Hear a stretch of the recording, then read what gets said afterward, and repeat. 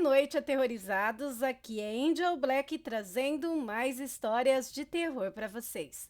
Antes de darmos prosseguimento ao vídeo de hoje, peço para você aí que ainda não é inscrito, se inscreve no canal, dá esse voto de confiança, deixa o like, compartilhe o vídeo com mais pessoas e ativem as notificações para não ficar de fora. E se não gostar, compartilhe com os seus inimigos e de quebra se vingue deles. E bora de relato? Boa noite, minha querida amiga Angel Black.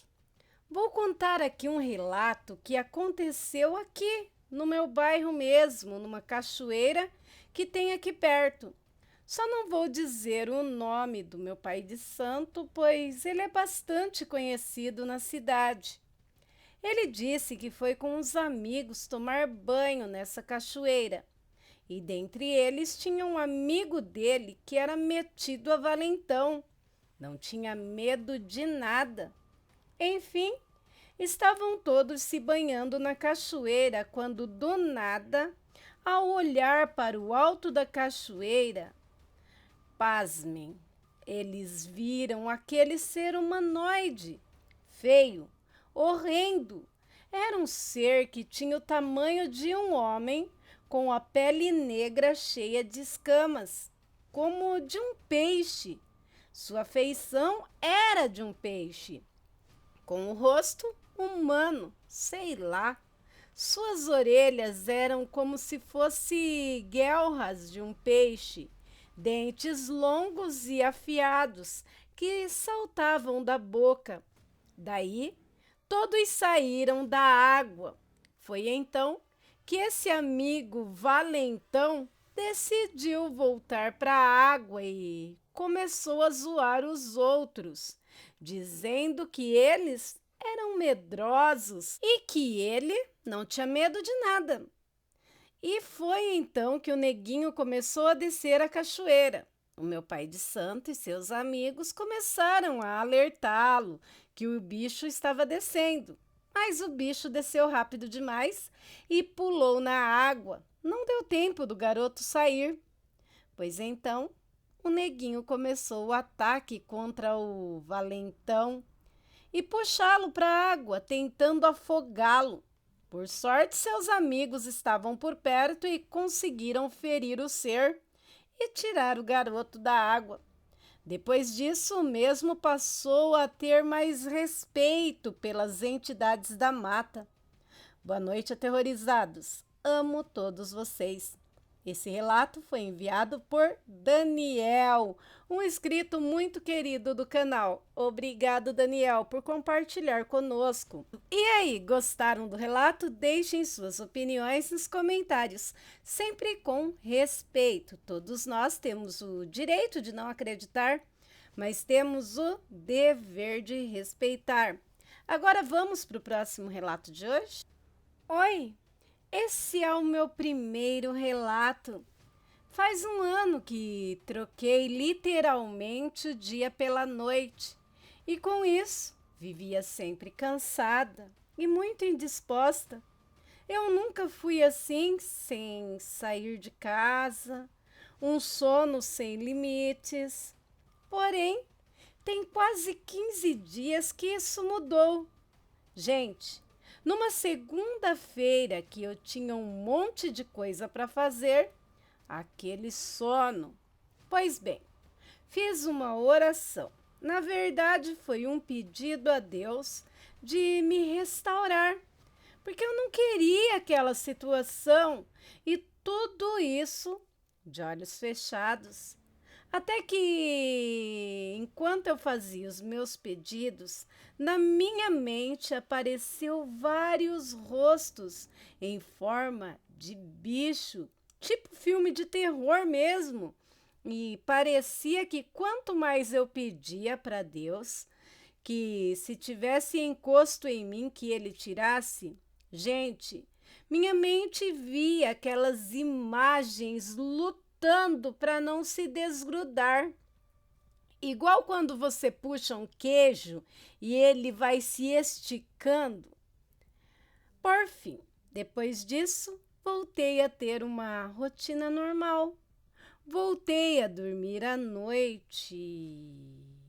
Voltei a fazer as minhas coisas rotineiras na vida. Eu acredito no sobrenatural e tenho muitos fatos ocorridos com o mesmo. E aí, aterrorizados, já ouviram histórias parecidas? Esse relato foi enviado anonimamente para o grupo Relatos Sobrenaturais Reais, Lendas Urbanas e Contos. É de arrepiar, não é? E vamos para o próximo de hoje? O espantalho do quadro, a herança. Temos mesmo que ficar com ele? É a coisa mais horrível que já vi na minha vida, exclamou David, olhando para o quadro que tinha nas mãos. O que queres que te diga, querido? Eu também não gosto, mas era da minha avó, que ela nos deu por herança. Além disso, lembre-se que ela sempre disse que tinha esse quadro como uma proteção. Érica respondeu enquanto dava um beijo no rosto do marido. O quadro representava uma cena macabra bastante incomum. Nele, sob um céu noturno em chamas, podia-se observar um espantalho grotesco que segurava nas mãos uma foice coberta por uma substância que parecia ferrugem, mas que poderia ser o líquido vital, seco já na foice. Mas o pior de toda essa cena dantesca é que o espantalho não estava guardando nenhum campo de milho, mas um pequeno cemitério com exatamente 13 cruzes de madeira. David, apesar de sua aversão ao quadro e de preferir queimá-lo no jardim, decidiu pendurá-lo numa sala vazia e fechada por uma porta. Pensou que assim ele poderia pelo menos evitar sentir arrepios cada vez que olhasse para o quadro. Passaram-se semanas sem que o casal mencionasse sequer aquele estranho legado. Até que uma noite, melhor dizendo, uma madrugada, por volta das 3 horas da manhã, um golpe repentino quebrou o silêncio do lar, acordando David de um sono inquieto. Com medo e cheio de receios, ele levantou-se da cama e dirigiu-se para o lugar de onde veio o barulho, a sala do quadro.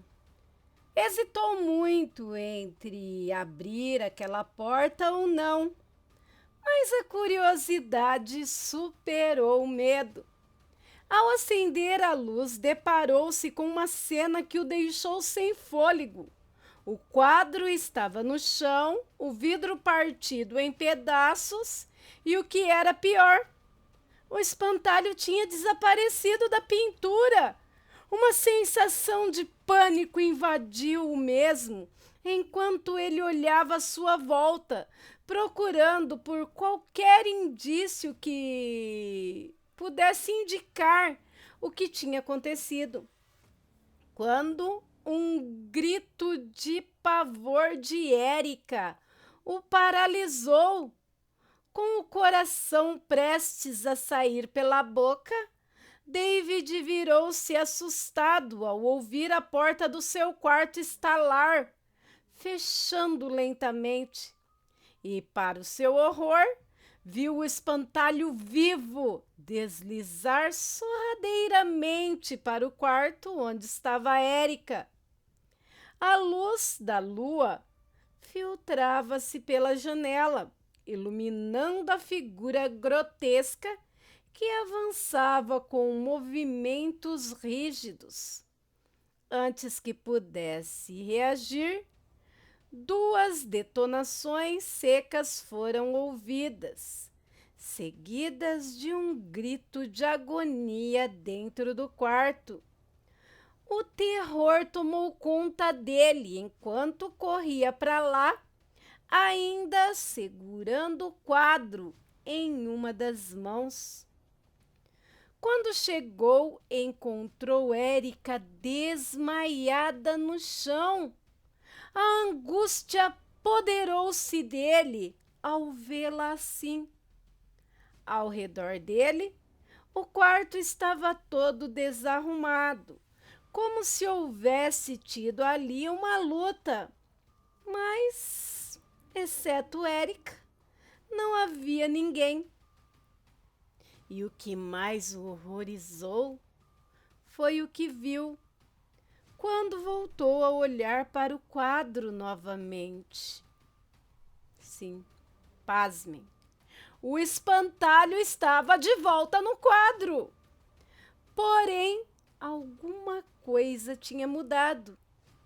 A foice do espantalho agora estava pintada de vermelho intenso, como se tivesse sido recém-manchada do líquido que mantém o corpo vivo, se é que vocês me entendem.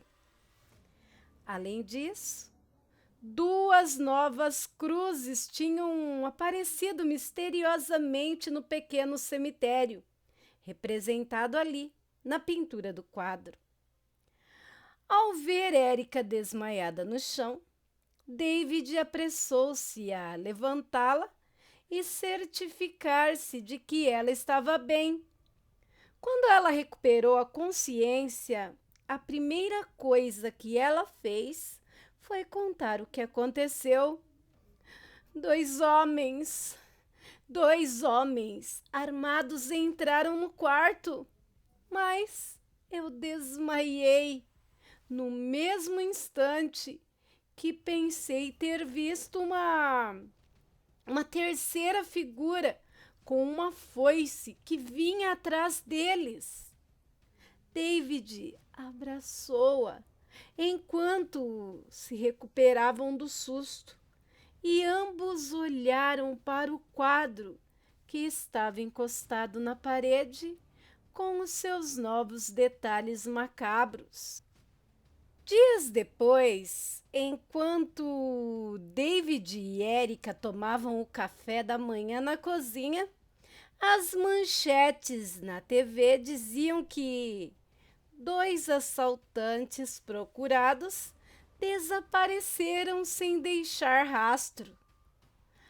Acho que sua avó tinha razão, murmurou David. Este quadro é realmente uma proteção. Autores D. Scritters e A. Alonso, da obra Labirinto de Histórias.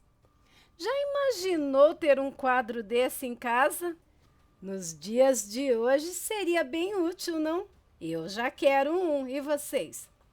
Bem, se é a primeira vez sua aqui no canal e você gostou das histórias, se inscreve aí. Será muito bom ter você aqui comigo. Peço a todos que não saiam do vídeo sem deixar o like, compartilhar o vídeo e ativar as notificações do canal. Isso ajuda e muito a Angelzinha aqui. E se você tem um relato, um conto, uma história e queira compartilhar conosco, envie para o e-mail do canal, como fez o nosso amigo Daniel. Ficarei honrada em contar aqui. Pode demorar um pouco, mas trarei a história para vocês. Amigos, eu estou no Spotify, tenho outro canal e outras redes sociais. Quem quiser ir prestigiar, ficarei muito agradecida.